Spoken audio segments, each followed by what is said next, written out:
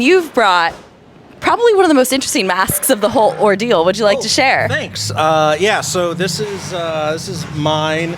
It's from an artist in Atlanta named Addison Morer, and I've collected his stuff for years. I have a whole collection at home, and I would say probably almost half of that collection is his stuff. I actually called him up and I was like, hey, can you make like 4 more of, not these obviously, but you know, something a little more uniform. And he did. He like all the other ones he knocked out in like a week and a half with like no notes. So how did you decide on like aesthetically what you wanted the mask to look like on stage? Because this is unique. Yeah, so for this one, this was just part of my collection I had at home, and I was like, man, it would be cool to wear this one.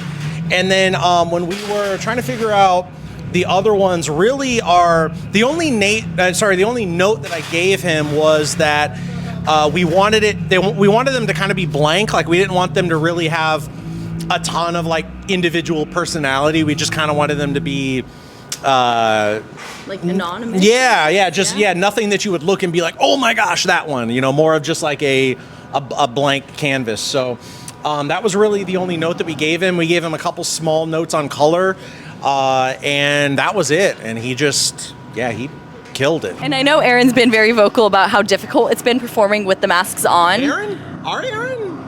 Being vocal about it being difficult? What? Crazy, I know. That's crazy. Yeah. No, it is though. Yeah. How has that been for you? What's funny is this mask actually only had initially one eye. This one was like whited out. It was like a cataract eye. And my initial plan was to just play the whole set with one eye because I really liked the way it looked. But then like literally 20 minutes before the first set, I cut the eye out because I couldn't do it. But it's a whole other thing for sure. Like I think for the first set, almost the entire way through, I felt like I was just trying to figure out how to do that because I've never really done it before. But after we got through the first set, it was like, oh, okay, like this is cool. So and the masks are also beautifully portrayed on the merchandise, which is we what's funny is we did we did a photo shoot with this photographer for the new record, and we weren't initially planning on having it on any merch or anything. We were just like, oh, let's take some pictures with these masks on.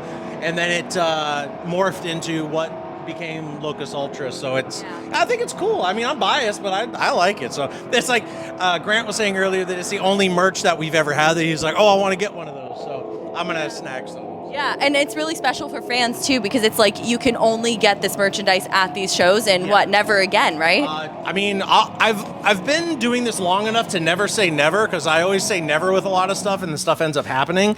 But we don't have any plans to do anything past this. So it's pretty special and also very aesthetically different from Underoath merchandise. It's looking a little black metal here. Yeah, no, I love it. I mean, I'm biased, but I think it's really cool. Yeah. So.